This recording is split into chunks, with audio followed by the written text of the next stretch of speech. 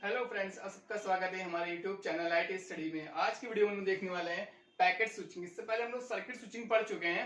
और circuit switching में क्या हो रहा था कि जैसे आपका कोई सोर्स है, ठीक है ना, और उस सोर्स से आपका जो डेस्टिनेशन है, कोई रिसीवर है, ठीक, यहाँ तक क्या है, एक डेडिकेटेड पाथ बना दिया जा रहा था। एक डेडिकेटेड पाथ एक स्टेब्लिश हो जा रहा था। उसके बाद कंटिन्यू उस पर डेटा फ्लो हो रहा है, आप कंटिन्यू बात कर रहे हैं, आपने उस पाथ को रिजर्व करके रखा हुआ है, ठीक है। और बीच में क्या होते थे, आपके टेलीफोन एक्सचेंज होते थे, ठीक है। और सबसे पहले क्या होता था, स्टार्टिंग में खाली एक बार आपने कनेक्शन को अपने स्टेब्लिश किया, एक पाथ को, एक डेडिकेटेड पाथ को स्टेब्लिश हुआ, उसके बाद फिर आपका कंटिन्यू डेटा फ्लो हो रहा है, ठीक है। तो यहाँ पे क्या होता था कि आपकी जो इफिशियंसी होती थी, कहने का मतलब है कि इफिशियंसी होती है वो आपकी घट जाती थी। क्यों? क्योंकि आपने जो पाथ है आपने रिजर्व करके रखा हुआ है। आप डेटा अगर फ्लो भी नहीं कर रहे हो, आप यहाँ से अपना कनेक्शन को ब्रेक नहीं करोगे, तब तक आपका जो पाथ है ये रिजर्व रहेगा। एक एग्जांपल समझ लेते हैं कि जैसे आप कहीं बाहर जा रहे हो, तो क्या होता है कि जैसे हम लोग होटल वगैरह में कहीं टूर पे जा रहे हैं, तो हम लोग क्या पहले तो फोन करके बोल देते हैं कि भाई सीधे होटल में कॉल किया, उसके बाद अपना रूम बुक करवा लिया, ठीक है। तो क्या है कि हमने फोन से पहले रिजर्व करवा लिया अपना, ठीक है। और इन केस हम लोग ना जा पाए या फिर हम लोग डिले हो गए किसी भी रीजन से पहुंचने में, ठीक, तो क्या है कि उस टाइम पीरियड तक, ठीक है, उस टाइम पीरियड तक हम लोग को मॉर्निंग पहुंचना था और हम लोग दोपहर में या इवनिंग में पहुंच रहे हैं। तो जो स्टार्टिंग का टाइम पीरियड है मॉर्निंग से लेकर इवनिंग तक का, वो तो रूम तो आपका ब्लैंक ही रहा ना, बट वो किसी को दे नहीं सकते। क्यों? क्योंकि आपने रिजर्व करके रखा हुआ है, वो रिसोर्स को आपने रिजर्व कर रखा है, ठीक है। तो ये चीज थी आपके सर्किट स्विचिंग में, ठीक है। तो इसकी एफिशिएंसी घट जाती थी। अब पैकेट स्विचिंग की अगर बात करें तो यहां पे क्या होता है कि आपका देखिए, इसमें नाम से पता चल रहा है पैकेट्स। इसका मतलब जो भी डेटा है वो आपका पैकेट्स में डिवाइड हो जाएगा। यहाँ पे कोई फंडा ऐसा नहीं था सर्किट स्विचिंग में कि आपका जो डेटा है वो पैकेट्स में जाएगा। यहाँ पर डेटा था ऐसे ही डेटा सेंड हो जाता था, यहाँ कोई पैकेट्स में डिवाइड नहीं किया जाता था, ठीक है। याद रखिएगा, सर्किट स्विचिंग में कभी भी डेटा को हम लोग पैकेट्स में डिवाइड नहीं करते थे। पैकेट स्विचिंग में क्या है, जैसे आपके पास यहाँ पे आपका जो सेंडर होगा और यहाँ पे आपका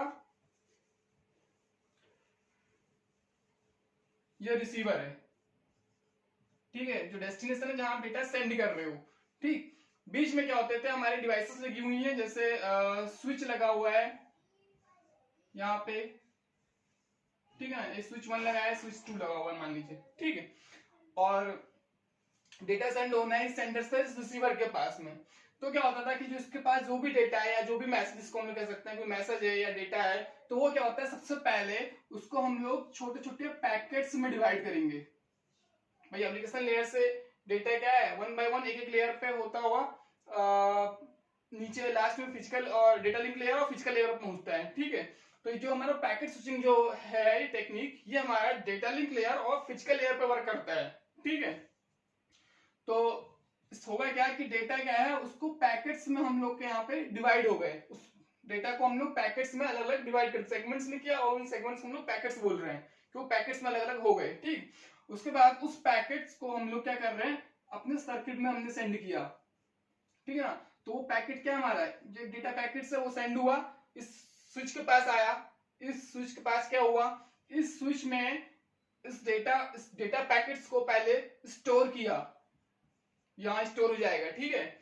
उसके बाद स्टोर होगा और स्टोर होने के बाद क्या होगा, तब ये इसके बफर में स्टोर हो गया, उसके बाद उस डेटा को उठा के सेंड कर देगा, आगे राउट कर देगा, ठीक है ना, अगले स्विच के पास, ठीक है। फिर सेम प्रोसेस यहां होगा, अगला जो भी स्विच होगा वो डेटा पैकेट्स को स्टोर करेगा और उसके बाद स्टोर करने के बाद फिर आगे ट्रांसमिट कर देगा, ठीक है। तो हो क्या है बेसिकली, यहाँ पे जो भी आप डेटा सेंड कर रहे हो, जो भी डेटा पैकेट्स जा रहे हैं, ठीक है ना, तो रास्ते में जो भी उसको डिवाइस मिल रही है, जो भी स्विच मिल रहे हैं, तो वहां पर क्या हो रहा है, वहां पे स्टोर एंड फॉरवर्ड, इस टेक्निक को यूज किया जा रहा है, स्टोर एंड फॉरवर्ड, ठीक है ना। स्टोर किया जा रहा है, देन फिर फॉरवर्ड किया जा रहा है। पहले यहाँ पे स्टोर हो जा रहा है, उसके बाद फिर वापस उसको फॉरवर्ड किया जा रहा है, ठीक है ना। और एक बात ये भी है कि जो भी डेटा पैकेट्स हैं आपके, ठीक है, ये डेटा पैकेट्स ये कंपलसरी नहीं रहेगा, या ये कह सकते हैं कि ये जरूरी नहीं है कि वो पैकेट्स किसी एक ही सिंगल पाथ से जाए, ठीक है। आपका जो सर्किट स्विचिंग था वहां पर क्या हो रहा था कि सेंडर से इस रिसीवर तक क्या हो रहा था, एक डेडिकेटेड पाथ को हम लोग स्टैब्लिश कर रहे थे, एक डेडिकेटेड पाथ अपनी बार बना दिया। उसके बाद क्या हो रहा है, जो भी डेटा है वो सिर्फ इसी पाथ से जाएगा, ठीक, क्योंकि वो आपने स्टैब्लिश कर दिया, एक डेडिकेटेड पाथ बन गया है, फिजिकल पाथ बन चुका है। अब जो भी डेटा है वो सारा डेटा इसी पाथ से हमारे जाएगा, ठीक है। जब तक आपका ब्रेक नहीं हो तब तक वही पाथ किया जाएगा, क्योंकि वो रिजर्व करके रखा है आपने, ठीक है।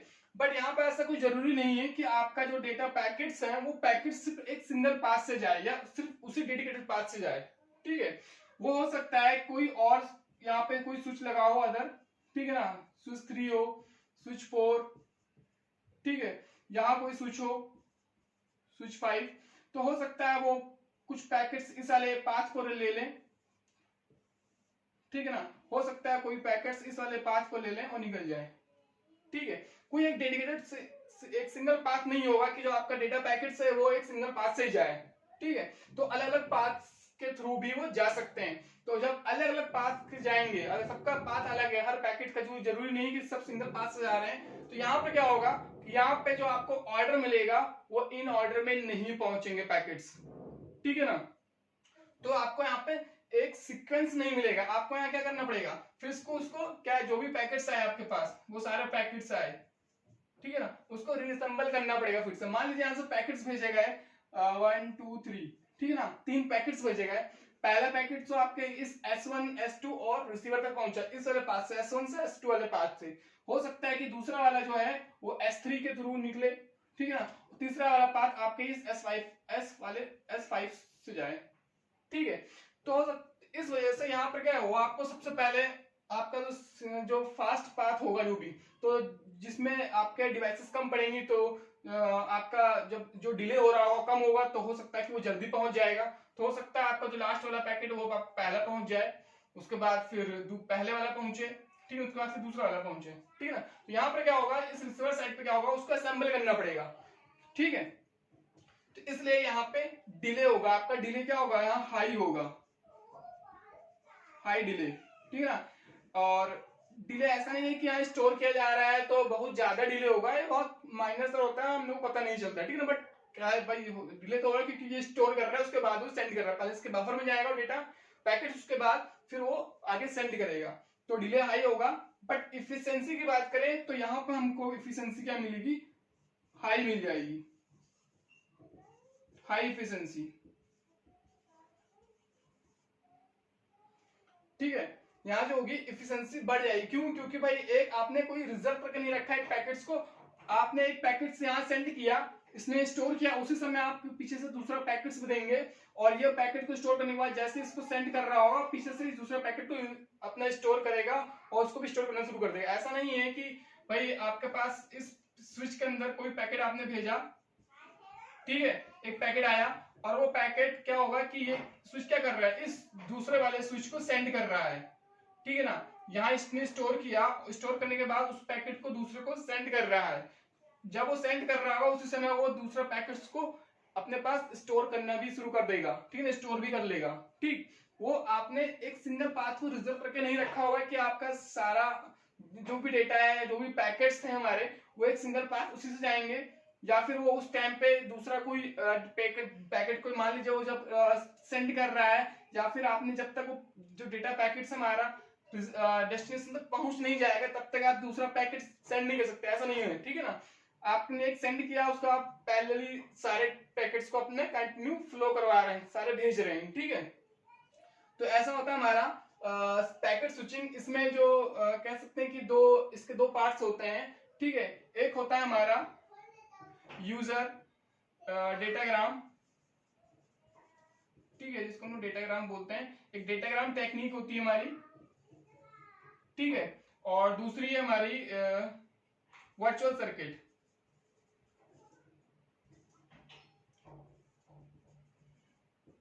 दो तरीके से कह सकते हैं कि इसमें स्विचिंग, जो पैकेट स्विचिंग है उसके दो पार्ट्स हमारे, डेटाग्राम टेक्निक है, डेटाग्राम स्विचिंग है, और होती है वर्चुअल सर्किट स्विचिंग, ठीक है ना। इसको हम लोग आगे अपने लेक्चर में इसको भी जानेंगे, ठीक है ना। बाकी आज के लेक्चर में पैकेट स्विचिंग से रिलेटेड यही है, सिंपल सा ही है, सिर्फ आपका जो भी पैकेट से नाम से पता चलेगा, जो डेटा होता है उसको हम लोग पैकेट्स में डिवाइड करते हैं, यहाँ पे सिर्फ पैकेट्स ही सेंड करते हैं, वर्चुअल सर्किट स्विचिंग में क्या था कि वहां पे कोई पैकेट्स डिवाइड नहीं होते थे, पूरा डेटा ऐसे ही सेंड कर दिया जाता था और एक डेडिकेटेड पाथ के थ्रू डेटा हमारा सेंड होता था, क्योंकि वहां एक सिंगल पाथ आपने बना दिया, एस्टेब्लिश हो गया और वही रिजर्व रहता था।